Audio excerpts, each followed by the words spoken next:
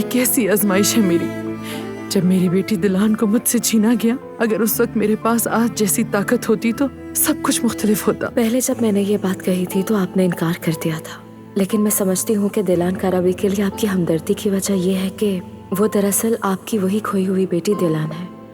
शायद मैंने गुलशाह को जन्म नहीं दिया था, लेकिन उसे अपनी बेटी मानती थी और उसको भी बिल्कुल अपनी सगी बेटियों की तरह सीने से लगा के रखा था। फिर वो भी मेरे हाथों से खो गई। मैं अपनी दोनों बेटियां नहीं संभाल सकी। शायद मसला मुझ में ही है रिवा। शायद मैं एक अच्छी मां नहीं थी।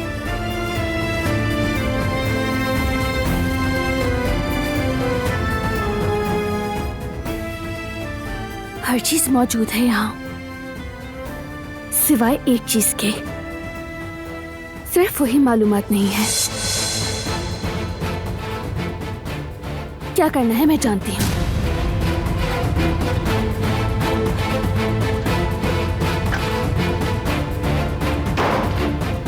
खुद को इल्जाम मत दे सबिहा साहिबा। दिलान के बारे में तो नहीं पता, उस वक्त मैं आपके साथ नहीं थी, मगर गुलशाह के लिए आपने जो कुछ भी किया है मैंने अपनी आंखों से देखा है।